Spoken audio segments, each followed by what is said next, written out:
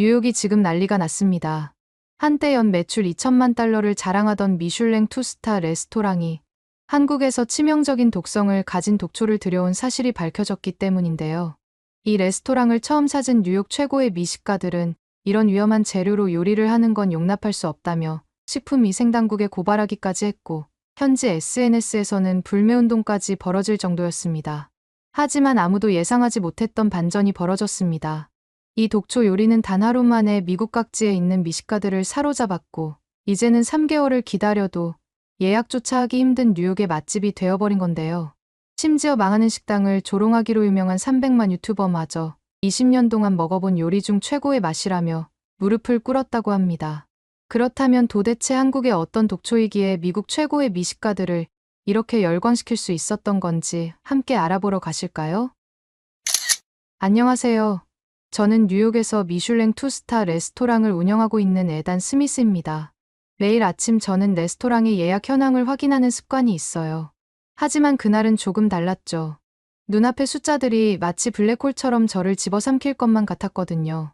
지난 6개월간 예약률이 60% 이상 감소했다는 차트를 보고 있자니 가슴 한구석이 무너져 내리는 것 같더군요. 솔직히 말씀드리면 그때의 저는 깊은 슬럼프에 빠져 있었어요. 2년 전 미슐랭 투스타를 받았을 때만 해도 제 인생이 정점을 찍은 것 같았는데 어느 순간부터 요리에 대한 열정이 사그라들기 시작했거든요. 새로운 메뉴를 개발할 때마다 느끼는 부담감, 끊임없이 높아지는 기대치까지 절망 그 자체였죠. 결국 창의력은 바닥을 드러냈고 레스토랑은 서서히 내리막길을 걷고 있었습니다.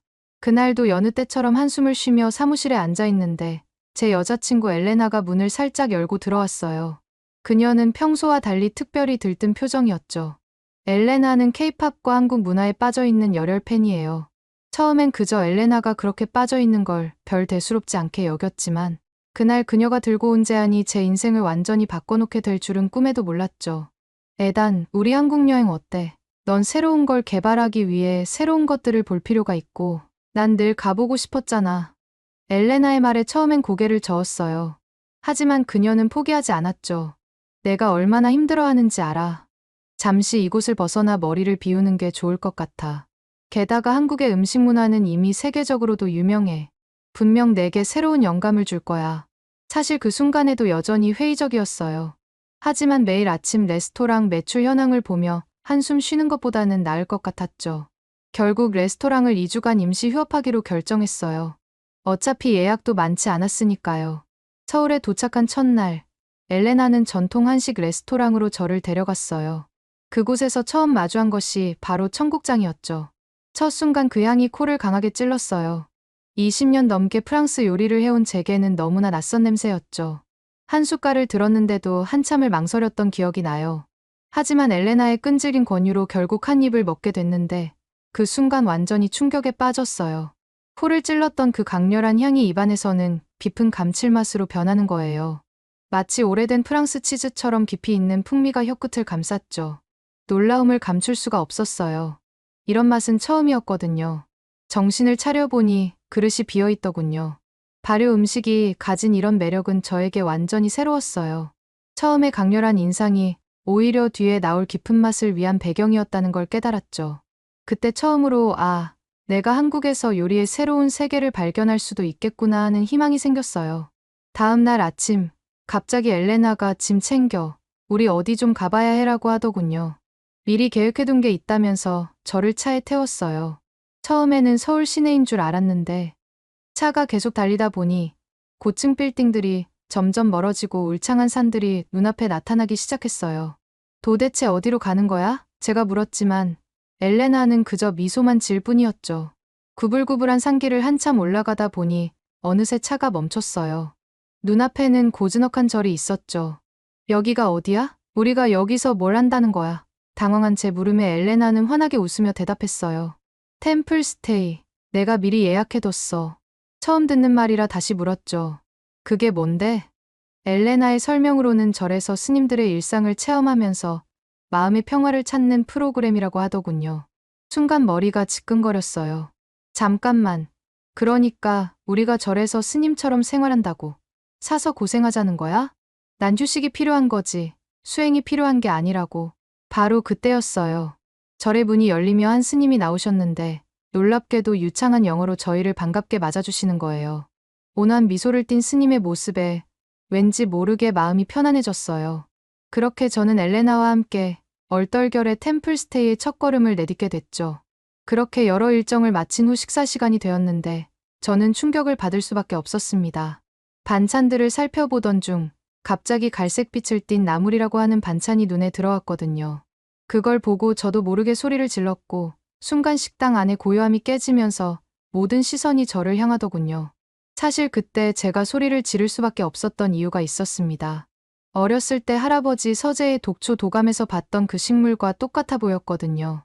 20년이 넘는 요리 경력 동안 한 번도 보지 못한 식재료였는데 손이 부들부들 떨리기 시작했죠.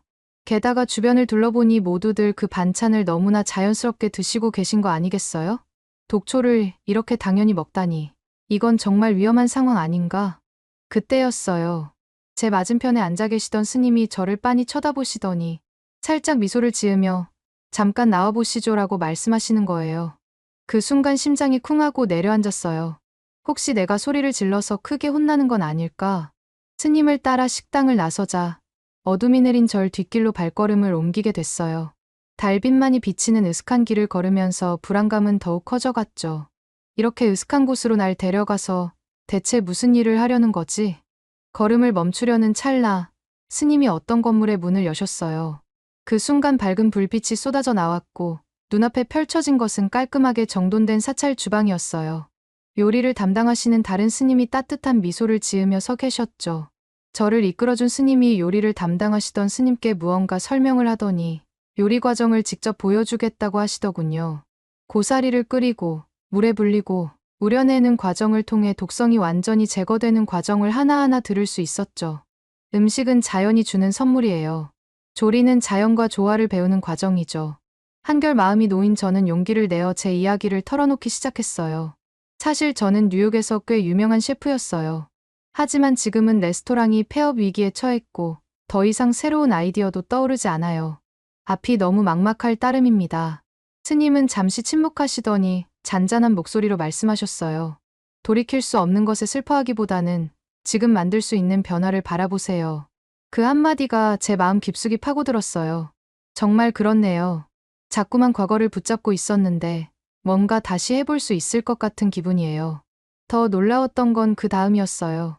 스님이 한국에서는 고사리를 산에서 나는 소고기라고 부른다고 설명해 주셨거든요. 단백질이 풍부하고 식이섬유도 많아서 예로부터 귀한 산나물로 여겨졌다는 거예요. 정말 그렇게 영양가가 높나요? 라고 물었더니 스님은 고개를 끄덕이며 미소를 지으셨어요. 순간 머릿속에 번개가 스치듯 깨달음이 찾아왔어요. 이 고사리야말로 내 요리에 새로운 기회를 줄 수 있겠구나. 조금 전까지만 해도 독초라고 생각했던 고사리가 이제는 희망의 씨앗으로 보이기 시작했죠. 뉴욕으로 돌아온 후 저는 곧바로 고사리를 찾으러 다니기 시작했어요. 하지만 이게 생각보다 훨씬 더 어려운 일이었죠. 인근 지역의 주요 마트들을 하나도 빠짐없이 돌아다녔지만 고사리는 어디에도 없었거든요. 결국 차이나타운의 작은 아시안 마트들을 하나하나 찾아다니기 시작했죠. 며칠을 헤매다가 겨우 발견한 건 미국 남부에서 채취한 야생 고사리였어요. 그런데 이게 또 다른 문제였죠. 굵기도 제각각이고 어떤 건 너무 질겨서 도저히 요리에 사용할 수가 없었어요. 한국에서 맛봤던 그 부드러운 식감은 찾아볼 수도 없었죠. 실망스러운 마음으로 사무실에 앉아 있는데 문득 엘레나가 한 말이 떠올랐어요. 혹시 한인마트는 가봤어? 그래서 바로 찾아갔고 그곳에서 드디어 찾을 수 있었어요. 한국산 건고사리를 말이에요. 가격은 미국산의 3배 정도 했지만 품질은 비교도 할 수 없이 좋았죠. 한인마트 사장님은 제가 고사리를 자세히 살펴보는 모습을 신기하게 보시더니 말을 걸어오셨어요. 알고 보니 그분은 30년 넘게 한국 식재료를 수입해오신 분이었죠. 사장님께 제 계획을 말씀드리자 의외로 큰 관심을 보이시면서 안정적인 공급망까지 소개해 주시더라고요. 이제 재료는 구했지만 진짜 도전은 그때부터 시작이었어요. 고사리로 퓨전 요리를 만든다는 건 말처럼 쉽지 않았거든요. 처음에는 한국의 전통 조리법을 그대로 따라해보려 했는데 뭔가 부족했어요. 그렇다고 완전히 서양식으로 조리하자니 고사리 본연의 맛이 살지 않았죠. 수없이 많은 시도 끝에 첫 메뉴가 탄생했어요. 한밤중까지 이어진 실험 끝에 마침내 고사리 크림 파스타를 완성했죠. 고사리를 삶는 온도와 시간을 미세하게 조절하면서 식감을 찾아갔고, 마침내 부드러우면서도 쫄깃한 완벽한 밸런스를 찾아냈어요. 서양의 크림 소스와 동양의 고사리가 만나는 순간 이상하게 일이 잘 풀릴 것 같더군요. 이어서 고사리 리조또도 개발했고, 건강식을 찾는 손님들을 위한 고사리 샐러드까지 준비했죠. 첫날 직원들이 새로운 메뉴를 들고 홀로 나갈 때 그 긴장감이 아직도 생생해요. 하지만 곧 충격적인 반응들이 돌아왔죠. 이게 뭐예요? 질문에서부터 시작해서 일부 손님들은 아예 자리를 박차고 일어나기도 했어요. 저희 가게 단골이었던 월터 씨는 메뉴판을 보더니 고개를 절레절레 저으며 셰프가 초심을 잃었다는 말만 남기고 떠났죠. 가장 큰 위기는 그로부터 며칠 뒤에 찾아왔어요. 대형 로펌 출신으로 알려진 손님이 크림 파스타를 주문했다가 첫 입도 되기 전에 직원의 설명을 듣다가 갑자기 자리에서 벌떡 일어났거든요. 잠깐, 방금 직원분께서 고사리라고 했나요? 그의 날카로운 목소리에 식당 안이 순식간에 조용해졌죠. 그는 휴대폰을 꺼내들며 위생당국 번호를 누르기 시작했어요. 제가 어릴 적 할아버지께서 고사리는 맹독성 식물이라고 하셨어요. 지금 당장 이 식당을 고발하겠습니다. 주변 테이블의 손님들이 하나둘 자리를 피하기 시작했고, 누군가는 이미 SNS에 글을 올리고 있었어요. 순간 머릿속이 하얘졌지만 이상하게도 템플스테이에서의 기억이 떠오르더군요. 스님께서 보여주셨던 고사리 조리법, 그리고 그날 배운 차분함까지 말이에요. 저는 깊게 숨을 들이마시고 주방으로 향했어요. 고사리 전처리 과정을 상세히 담은 문서들과 식품을 가지고 나왔죠. 하지만 상황은 쉽게 진정되지 않았어요. 그 손님은 여전히 완강했고 결국 경찰까지 출동하는 소동이 벌어졌죠. 경찰이 도착했을 때 저는 오히려 차분히 미소 지으며 고사리의 역사와 과학적 안전성에 대해 설명했어요. 한국에서는 수백 년간 이어져 온 전통 식재료라는 것, 현대 식품 안전 기준을 모두 통과했다는 것까지 말이에요. 다행히 경찰관들은 제출된 서류들을 꼼꼼히 확인한 후 상황을 정리해 주었어요. 하지만 그날의 소동은 SNS를 타고 순식간에 퍼져나갔죠. 미슐랭 스타 셰프의 독초 요리 같은 자극적인 제목의 게시물이 확산되면서 다음 날부터 예약 취소 전화가 빗발치기 시작했어요. 주방의 분위기는 더욱 심각했어요. 수석 셰프 마이클이 제 사무실 문을 노크했을 때 이미 그의 결정을 알 수 있었죠. 죄송합니다. 셰프님을 존경하지만 이건 아닌 것 같습니다. 그가 사직서를 내밀었을 때 그의 손이 미세하게 떨리는 게 보였어요. 가게 초창기부터 지금까지 함께 일해온 동료였는데도 도저히 잡을 수가 없더군요. 며칠 사이에 주방 인원의 절반이 떠났어요. 전통적인 메뉴로 돌아가던가 아니면 저희 없이 하세요. 그들이 남긴 마지막 말이었죠. 남은 직원들의 표정에서도 불안감이 역력했어요. 더 이상 주방에서 농담 소리도 들리지 않았고 식당 전체에 무거운 정적만이 감돌았죠. 예약률은 30%대까지 추락했어요. 매일 아침 매출 보고서를 확인하는 일이 고문처럼 느껴졌죠. 주방에 남은 직원들은 서로 눈치를 보며 조용히 일했고 홀은 점점 더 한산해져 갔어요. 일부 직원들은 조심스럽게 저 몰래 다른 레스토랑의 채용 공고를 휴대폰으로 보고 있었죠. 그들의 불안한 눈빛을 볼 때마다 가슴이 무너져 내렸습니다. 그러던 어느 비 오는 저녁이었어요. 평소처럼 한산한 매장을 둘러보고 있을 때 갑자기 현관 유리문 너머로 카메라 장비를 든 사람들이 보였어요. 그리고 그들 사이로 눈에 익은 얼굴이 보이는데 순간 심장이 멎는 것 같았죠. 300만 구독자를 보유한 먹방 유튜버였어요. 망해가는 레스토랑을 찾아다니며 조롱하는 영상으로 악명 높은 그 사람이 저희 가게에 찾아온 거죠. 스태프들이 삼각대를 설치하고 조명을 세팅하는 동안 저는 주방으로 돌아가 깊게 숨을 고르며 손을 씻었어요.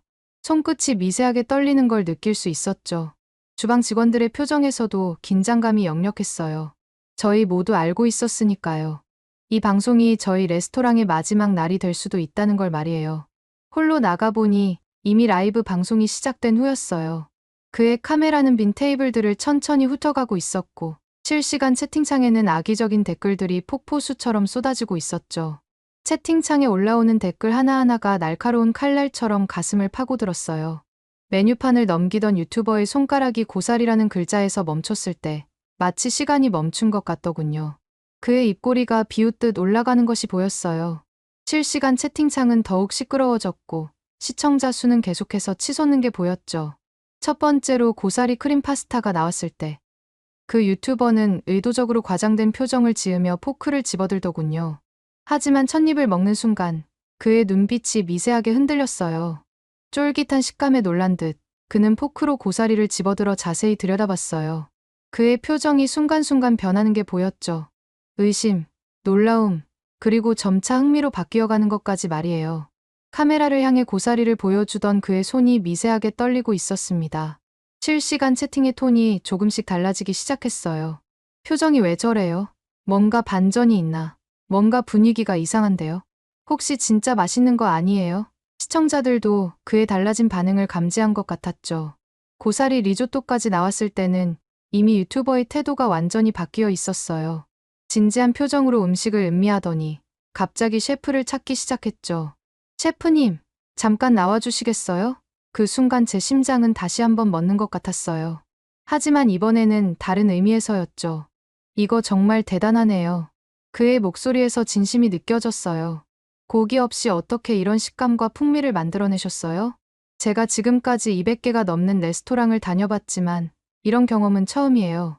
채팅창이 보이길래 봤더니 순식간에 긍정적인 반응으로 가득 찼고 시청자 수는 몇만 명을 훌쩍 넘어섰더라고요. 방송은 예상과 전혀 다른 방향으로 흘러갔어요. 그는 진심 어린 사과와 함께 제 이야기를 듣고 싶다고 했죠. 템플스테이에서의 경험, 고사리와의 첫 만남, 그리고 그 과정에서 깨달은 한국 음식의 철학까지 자연스럽게 대화가 이어졌어요. 방송이 끝나고 그날 밤, 저희 레스토랑은 달라지기 시작했어요. 전화벨이 쉴 새 없이 울렸고 예약 문의가 폭주했죠. SNS에서는 저희 가게와 연관된 해시태그가 순식간에 퍼져나갔어요. 하지만 가장 놀라운 변화는 따로 있었죠. 채식주의자 커뮤니티에서 저희 레스토랑이 화제가 되기 시작한 거예요. 드디어 찾았다. 고기 없이도 이런 깊은 맛이. 같은 후기들이 잇따랐어요. 그동안 선택지가 제한적이었던 채식주의자들이 물밀듯이 찾아오기 시작했죠. 한 유명 비건 인플루언서는 자신의 팔로워 50만 명에게 뉴욕 최고의 비건 프렌치 퓨전이라고 소개했어요. 그녀가 고사리 리조또를 먹으며 눈물을 글썽이는 영상이 엄청나게 화제됐죠. 3년 만에 처음 느껴보는 리조또의 진정한 맛이라는 그녀의 말이 많은 이들의 마음을 움직인 것 같아요. 연예계에서도 반응이 왔어요. 브로드웨이 배우들이 공연 후에 들르기 시작했고 몇몇 할리우드 스타들의 트레이너가 연락을 해왔죠. 고단백 저칼로리의 완벽한 조화라고 들었습니다. 촬영 중인 배우들 식단에 추천하고 싶은데요. 주방도 새로운 도전에 직면했어요. 갑자기 늘어난 주문을 감당하기 위해 고사리 전처리 시스템을 완전히 새로 구축해야 했죠. 한인마트 사장님과는 매일같이 통화를 했고 결국 한국의 고사리 농가와 직거래 계약까지 맺게 됐어요.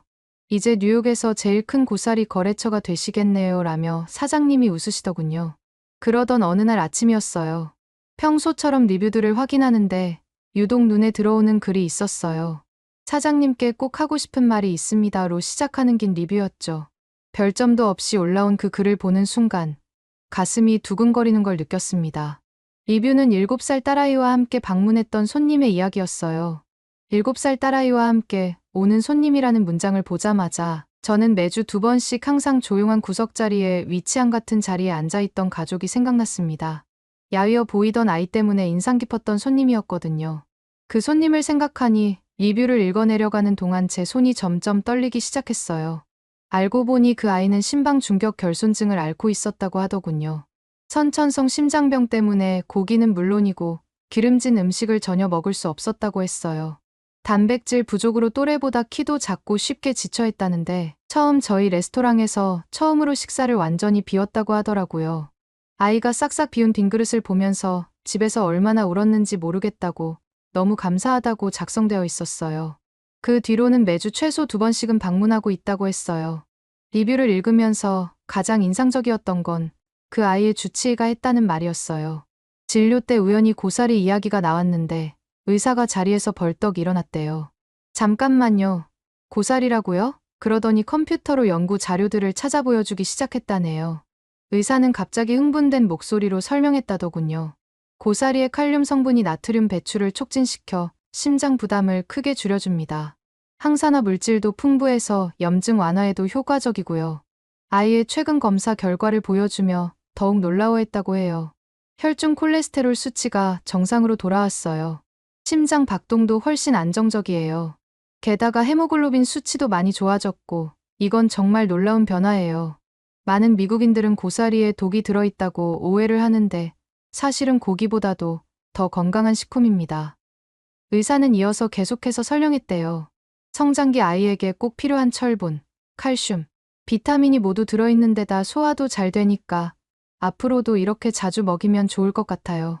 3개월 만에 2cm나 키가 자랐다는 게 그냥 우연이 아닌 것 같네요. 리뷰는 계속 이어졌어요. 아이의 얼굴에 생기가 돌고 체력도 눈에 띄게 좋아졌대요. 체육 시간에도 참여할 수 있게 됐고 급식도 잘 먹어서 너무 행복하다고 말이에요. 그동안 그 아이가 얼마나 많은 것들을 포기해야 했을지 생각만 해도 마음이 무거워지더군요. 그 리뷰를 읽은 후 생각이 정말 많아졌습니다. 지금까지는 고사리를 그저 새로운 식재료 혹은 레스토랑을 살리기 위한 도구로만 생각했던 것 같다는 생각이 들더군요. 하지만 누군가에게는 이것이 삶에 큰 변화를 가져다주는 희망이 될 수 있다는 것이라고 생각하니 템플스테이에서 스님이 말씀하신 음식은 생명을 살리는 것이라는 말씀이 그제야 진정으로 이해됐죠. 그래서 저는 고민 끝에 결심했습니다. 그 가족에게 저희 레스토랑에서 1년 동안 무료로 식사를 할 수 있는 쿠폰을 주기로 말이에요. 그리고 다음 날부터는 메뉴 개발에 더욱 몰두했어요. 고사리의 영양학적 가치를 최대한 살리면서도 맛있게 먹을 수 있는 방법을 연구했죠. 미슐랭 스타를 위한 요리가 아닌 누군가의 건강과 행복을 위한 요리의 차이가 이렇게 클 줄은 몰랐어요. 한 달 뒤 뜻밖의 소식이 들려왔어요. 뉴욕타임스의 음식 칼럼에서 저희 레스토랑을 다루고 싶다고 연락이 온 거예요. 건강식계의 새로운 패러다임이라는 주제로요. 칼럼니스트는 특히 고사리 요리가 가진 영양학적 가치와 맛의 조화에 주목했더군요. 그러던 중 놀라운 일이 있었어요. 처음에 떠났던 직원들이 하나둘 돌아오기 시작한 거예요. 수석 셰프였던 마이클이 먼저 찾아왔죠. 셰프님, 제가 너무 성급했던 것 같습니다. 다시 한번 기회를 주시겠습니까? 마이클의 눈빛에서 진심이 느껴졌습니다. 주방의 분위기도 완전히 달라졌어요. 이제는 매일 아침 고사리를 다듬으며 시작하는 미팅이 일과가 됐죠. 한국 식재료의 특성을 이해하고 새로운 조리법을 연구하는 과정이 우리 모두에게 새로운 도전이 됐어요. 프랑스 요리의 기본을 지키면서도 한국 식재료의 특성을 살리는 방법까지 그 균형을 찾아가는 과정이 즐거웠죠. 레스토랑 자체에도 작은 변화들이 생겼는데요. 메뉴판 한쪽에 건강 정보를 추가했고 매주 수요일에는 심장병 환자들을 위한 특별 코스도 준비하기 시작했죠. 예약할 때 건강 상태를 미리 체크하고 그에 맞는 맞춤형 코스를 제안하는 시스템도 도입 예정이랍니다. 며칠 전에는 그 아이가 다시 찾아왔어요. 이번에는 가족뿐만 아니라 친구들까지도 함께였죠. 생일 파티를 위해 레스토랑을 찾아줬다고 해요. 해맑게 웃는 아이들의 모습을 보면서 문득 깨달았어요. 요리의 진정한 가치는 어쩌면 음식을 통해 누군가의 삶에 의미 있는 변화를 만들어내는 것에 있다는 사실 말이에요. 그것이야말로 제가 요리를 시작했던 진짜 이유가 아니었을까요? 혹시 한국에 계신 분들 중에 고사리로 또 다른 요리를 해 드시는 분들도 계실까요? 알려주시면 참고해서 또 메뉴를 개발해 보겠습니다. 오늘의 사연은 어떠셨나요? 오늘의 사연이 마음에 드셨다면 좋아요만 한번 눌러주세요. 1초밖에 안 걸리지만 좋아요를 한번 눌러주시면 더 좋은 사연을 소개해드리는데 큰 힘이 된답니다. 긴 영상 시청해주셔서 감사합니다. 오늘도 행복한 하루 보내세요.